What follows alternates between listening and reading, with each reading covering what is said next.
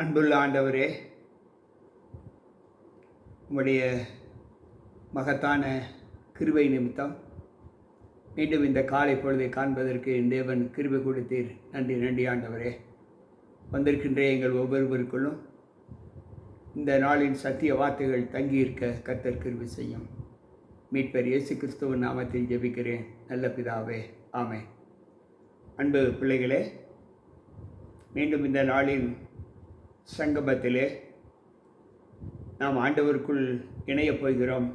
அதற்கு ஆண்டவருக்கு நன்றிகளை ஏறெடுத்து வந்திருக்கின்ற உங்கள் அனைவருக்கும் ஆண்டவர் இயேசு கிறிஸ்துவின் நாமத்தின் இந்த நல்ல நாளின் காலையின் வாழ்த்துக்களை தெரிவித்துக் கொள்கிறேன். கர்த்தர் நம்மோடு இருப்பாராக. இந்த நாளுக்குரிய தேவ செய்தி என்னவென்றால், ஒரு பெண்ணுக்கு ஆண்டவர் எவ்வளவு பெரிய மகிமையை கொடுத்திருக்கிறார். மனித படைப்பிலே மிக முக்கியமாக கருதப்படுகிற ஒரு படைப்பு பெண் படைப்பு. அந்த பெண்ணை ஆண்டவர் உருவாக்கின விதம் ஆணிலிருந்து உருவாக்கி இருக்கிறார். ஆண் என்றால் தேவ சாயலில் உருவாக்கப்பட்டவர். அந்த சாயலிலிருந்து ஒரு அங்கத்தை எடுத்து ஆண்டவர் பெண்ணாக உருவாக்கி, அந்த பெண்ணும் ஆணும் இசைந்த ஒரு குடும்பமாக வாழ வேண்டும் என்று ஆதியில் தேவன் படைத்தார். அந்த பெண் படைப்பு எவ்வளவு ஆசீர்வாதமானது என்பதை நாம் அறிந்திருக்கிறோம். ஒரு வீட்டில் ஒரு பெண் பிள்ளை இருந்தால் அந்த வீட்டிற்கு மிகுந்த லட்சணத்தை கொடுக்கும், ஐஸ்வர்யத்தை கொடுக்கும் என்று நம்புகிறோம். எத்தனை ஆண் பிள்ளைகள் இருந்தாலும் ஒரு பெண் பிள்ளை ஒரு வீட்டில் இருப்பது அதிர்ஷ்டமான செயல் என்று நாம் எல்லோருமே அறிவோம். இன்றைக்கு அந்த பெண் படைப்பிலே ஆண்டவர் பெண்களுக்குரிய மகிமையை எப்படி கொடுத்திருக்கிறார் என்பதை நாம் தியானிப்போம்.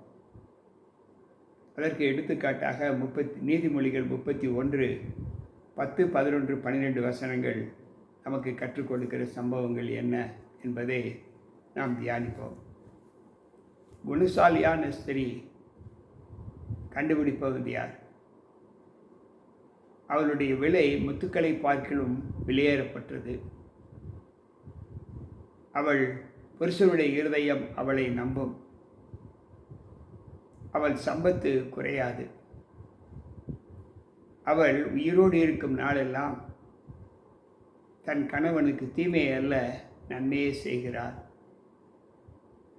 அன்பு பிள்ளைகளே, இன்றைக்கு இந்த வசனங்களை நாம் தியானிக்கும்போது ஆண்டவர் சொல்லுகிற வார்த்தை, புத்தியுள்ள ஸ்திரீ வீட்டை கட்டுகிறாள் என்று சொல்லப்பட்டு இருக்கிறது. ஒரு பெண்ணின் மகிமை ஒரு வீட்டை எப்படியெல்லாம் கட்ட வேண்டும், அந்த வீட்டின் மகிமையை எப்படியெல்லாம் உயர்த்த வேண்டும் என்று நினைப்பதுதான் பெண்ணானவர்களுடைய கடமை.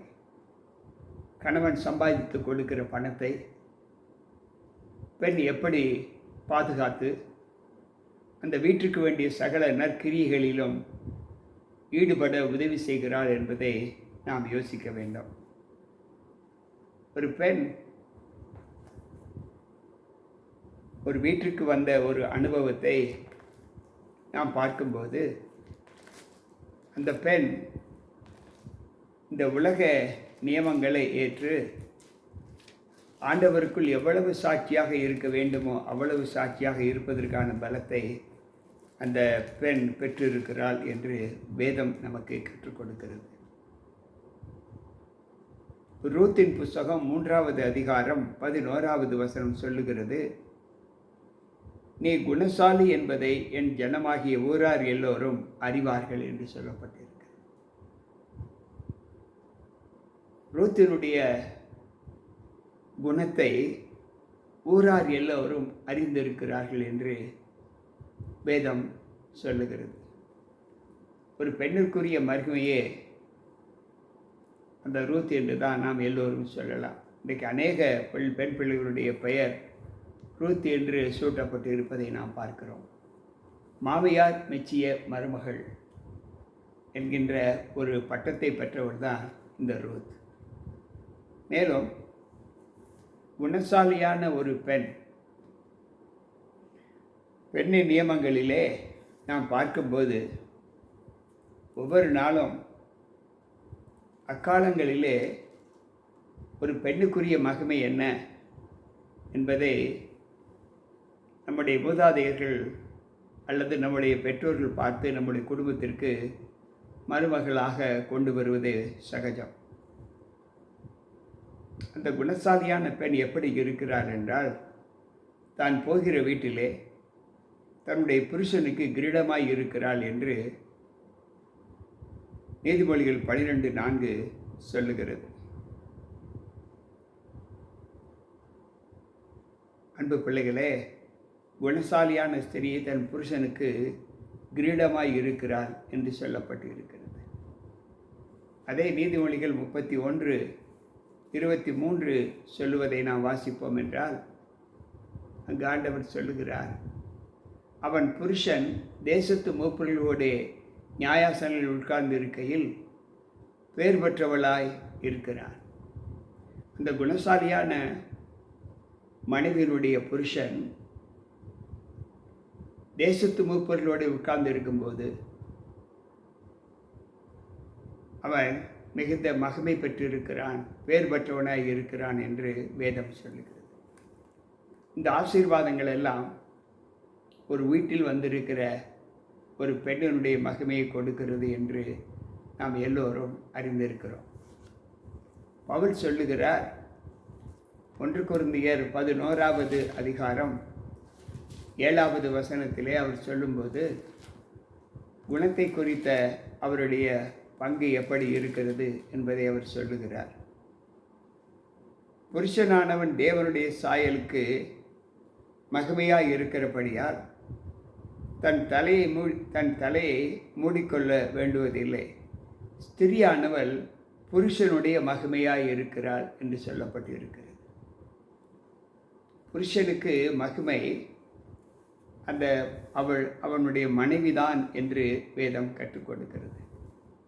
எனக்கு பிரியமான தேவ பிள்ளைகளே, நாம் ஒவ்வொரு நாளும் தேவ சமூகத்தில் நம்முடைய காலங்களின் நியமங்களை நாம் பார்க்கும்போது ஒரு பெண்ணானவள் கணவனுக்காக படுகிற பிரயாசங்கள் என்ன என்பதை நாம் நன்கு அறிய வேண்டும்.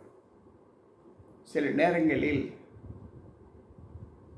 நம்முடைய ஜீவிதத்திலே ஆண்டவருக்கு மகிமையாக எண்ணப்படுகிற ஒவ்வொரு எண்ணங்களுமே தேவ சாயலாக நாம் உருவாக்கப்பட்ட விதம் என்பதை நாம் நம்புகிறோம்.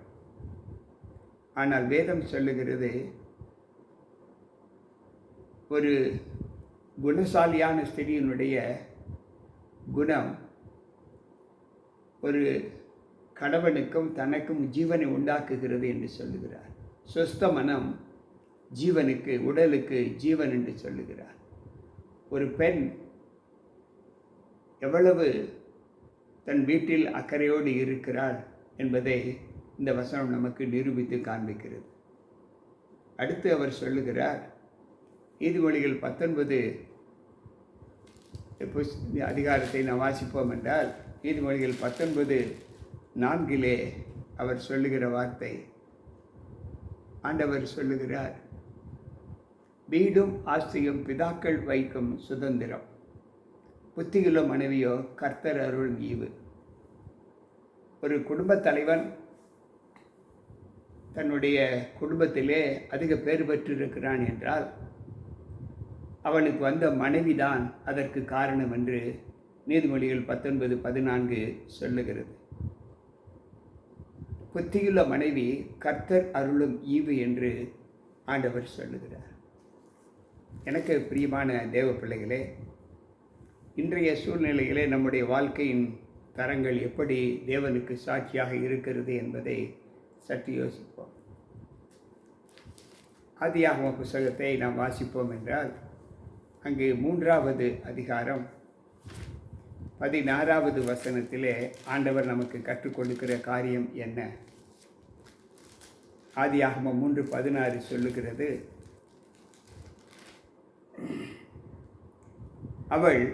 அவர் ஸ்திரியை நோக்கி, நீ கர்ப்பவதியாய் இருக்கும்போது உன் வேதனையை மிகவும் பெருக பண்ணுவேன். வேதனையோடே பிள்ளை பெறுவாய். உன் ஆசை உன் புருஷனை பற்றி இருக்கும். அவன் உன்னை ஆண்டு கொள்ளுவான் என்றார். பிள்ளை பேர் பாக்கியத்தை ஆண்டவர் ஒரு பெண்ணுக்கு கொடுத்திருக்கிறார் என்றால் அது அந்த குடும்பத்திற்கு, இந்த லோகத்திற்கு அந்த பெண்கள் செய்கிற பெரிய ஒரு பாக்கியம் என்று சொல்லுகிறார். வேதம் சொல்லுகிறது, குடும்ப ஜீவிதத்திலே ஒரு பெண் ஒரு குடும்பத்தில் தன்னை அர்ப்பணிக்கும் போது, அந்த குடும்பத்திற்கு விளக்கு ஏற்றி வைக்க வரும்போது அவளுடைய ஆசை அவள் புருஷனை பற்றி இருக்கும் என்று வேதம் கற்றுக் கொடுக்கிறது.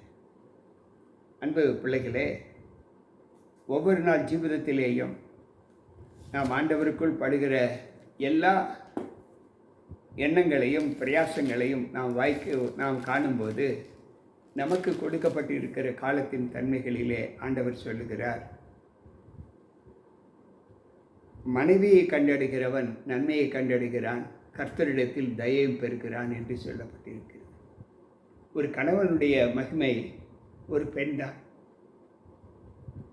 அந்த குடும்பத்தில் ஒரு பெரிய சமாதானம் இருக்க வேண்டும் என்று விரும்பினால் நமக்கு வாய்த்து இருக்கிற மனைவி அவ்வளவு மகிமையுள்ளவளாய் இருக்க வேண்டும். அதைத்தான் அங்கு சொல்லுகிறார். நீதிமொழிகள் 18:22 நன்மை மனைவியை கண்டடைகிறவன் நன்மையை கண்டடைகிறான், கர்த்தரிடத்தில் தயை பெறுகிறான் என்று சொல்லப்பட்டிருக்கு. அன்பு பிள்ளைகளே, இன்றைக்கு நம்முடைய வாழ்க்கையில் நாம் ஆண்டவருக்குள் ஒரு குடும்பத்திலே ஒரு சமாதான சந்தோஷத்தை நாம் பெற்றிருக்கிறோம் என்றால் இன்றைக்கு ஆண்டவருடைய மகிமை எப்படிப்பட்டதாய் காணப்படுகிறது என்பதை யோசித்து பார்ப்போம். ஒரு பெண்ணுக்கு நாம் கொடுக்கிற மகிமை தேவன் கொடுத்திருக்கிற ஒரு பெரிய அர்ப்பணிப்பு என்பதை நாம் நினைக்க வேண்டும். எனவே பெண்களுக்கு நாம் எவ்வளவு கணவன் மனைவி இவர்களுக்கு எவ்வளவு முக்கியத்துவம் கொடுக்கிறோமோ அதே போல கணவனான மனைவிக்கும் மனைவியானவள் கணவனுக்கும் மகிமையாய் காணப்பட வேண்டும். எனவே படைப்பிலே பெண்களுக்கு கொடுக்கப்பட்ட இந்த பாரம் மிகுந்த ஆசீர்வாதத்தை கொடுக்கும் என்பதை நாம் நம்பி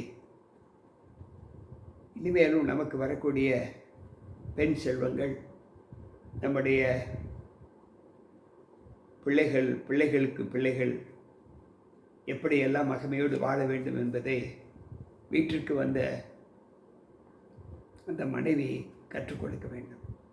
அதாவது நம்முடைய தாயார், நம்முடைய மனைவி, நமக்கு பிறந்த பிள்ளைகள், அந்த பிள்ளைகள் பெண் பிள்ளைகள் செல்லுகின்ற வீட்டுக்கு, மனைவியாக செல்லுகின்ற அந்த வீட்டிற்கு நாம் சம்பாதித்து கொடுத்த ஒரு பெரிய ஈவுதான் அந்த மனைவி. எனவே மனைவியை நாம் எவ்வளவு கனம் பண்ண வேண்டுமோ, எவ்வளவு மகிமைப்படுத்த வேண்டுமோ, அது கணவனுக்கும் ஆசீர்வாதம், அந்த வீட்டிற்கும் ஆசீர்வாதம். அப்படிப்பட்ட பலத்தோடு இந்த நாளில் நம்முடைய பெண் பிள்ளைகளை நாம் பாதுகாத்து நம்முடைய வீடு இன்னும் அதிகமாய் துலங்க தேவ சமூகத்தில் நம்முடைய குடும்பத்தை நடத்துவோம். ஜெபிப்போம். அன்பு ஆண்டவரே, உம்முடைய வார்த்தைகளை கேட்ட எங்களுக்குள் எங்கள் குடும்பத்தில் உள்ள பெண் பிள்ளைகள் எப்படிப்பட்ட மகிமை பெற்றவர்கள் என்பதை நாங்கள் அறிந்திருக்கிறோம். இனிமேலும் ஆண்டவரே, கோப நெளிவுகள் சுழிவுகள் எல்லாம் எங்களுடைய குடும்பத்தில் பெண் பிள்ளைகள் மீது நாங்கள் காட்டாமல், எங்கள் பிள்ளைகள் மீது காட்டாமல், பிள்ளைகளோடு மனைவிகளோடு நாங்கள் அன்பாக நடக்கிற ஒரு அனுபவத்தை எங்களுக்கு தாரும். மீட்பர் இயேசு கிறிஸ்துவின் நாமத்தில் ஜெபிக்கிறேன் நல்ல பிதாவே, ஆமென். அன்பு பிள்ளைகளே, இன்றைக்கும் கேட்ட சத்தியம் நம்முடைய குடும்பத்தின் செழிப்புக்கு காரணமாக இருக்க நம்மை தேவ சமூகத்தில் ஒப்புக் கொடுப்போம். மீண்டும் நாளை சந்திப்போம். உங்கள் போதகர் ஜி.கே. ராபர்ட்.